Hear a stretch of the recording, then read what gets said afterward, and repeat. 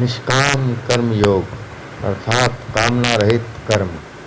क्या ऐसा संभव है कि हम कामना रहित होकर कर्म कर सकें और कर्मों के बंधन में ना आए? भगवान श्री कृष्ण ने इसी को ही निष्काम कर्म योग कहा है, अर्थात आपके कर्म के साथ कोई कामना ना जुड़ी हो। क्या यह संभव है? क्या हमारा मन कभी भी इच्छा रहित हो सकता है? हमारी सारी कामनाएं, हमारी सारी इच्छाएं मन के द्वारा उत्पन्न होती हैं। क्या मन की इच्छाओं को रोकने का कोई उपाय है? क्या मन की कामनाओं को रोकने का कोई उपाय है? आप सज्जनों में से जो कोई ध्यान के मार्ग पर चल रहे हैं, उन्हें यह पता है कि मन कभी भी कामना रहित, कभी भी इच्छा रहित नहीं हो सकता।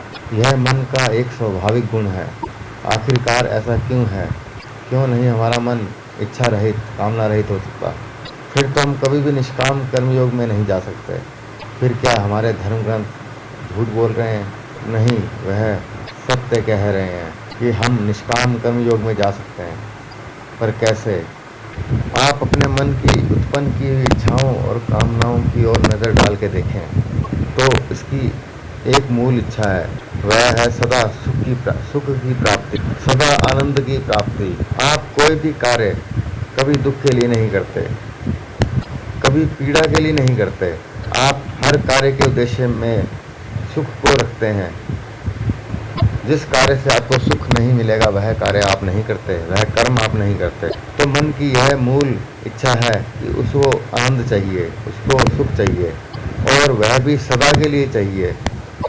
इस संसार में हमारे मन को सुख की तलाश है, आनंद की तलाश है, क्योंकि आज तक हमने जो मन की इच्छाओं पूरी की, उसमें जो भी सुख की प्राप्ति हुई वह क्षणिक थी, वह टेम्परेरी थी। पर मन परमानेंट सुख की मांग कर रहा है। जब तक वह इसको प्राप्त नहीं करेगा तब तक वह कभी भी शांत नहीं बैठेगा, वह कभी भी निष्काम कर्मयोग में नहीं आएगा। हमें यह विचार करना चाहिए कि आखिरकार मन उस सुख को क्यों ढूंढ रहा है। उदाहरण के लिए, अगर हम विशेष भोजन के स्वाद से सुख की अनुभूति करते हैं तो चाहे हम कहीं भी खाएं, हम उस विशेष स्वाद को उसमें ढूंढ रहे होंगे। अगर वह स्वाद हमें नहीं मिलेगा तो हमें वह भोजन पसंद नहीं आएगा। इसी प्रकार मन सुख की खोज कर रहा है, क्योंकि वह पहले कभी सुख के साथ रहा है। बिना सुख के साथ रहे उसको सुख का अनुभव नहीं हो सकता।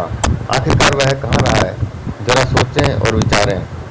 श्रोताओं, हमारा मन इस 84 लाख योनियों में आने से पहले उस ब्रह्म, उस चेतन शक्ति के साथ वास करता था, जो उसे पूर्ण आनंद की अवस्था देती थी, पूर्ण सुख का अनुभव कराती थी।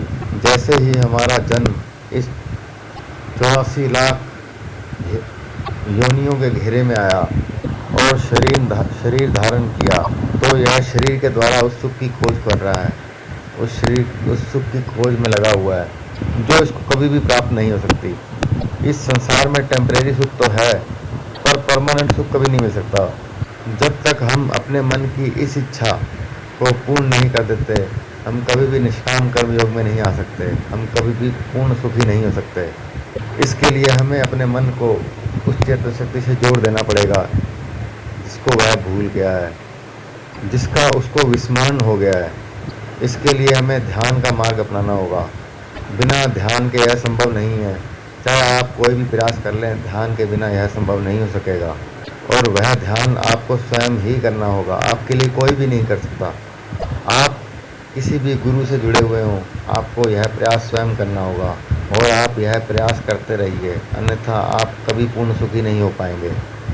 मन की यह कामना पूरी होते ही मन कामना रहित हो जाता है और वह निष्काम कर्म योग की अवस्था में आ जाता है।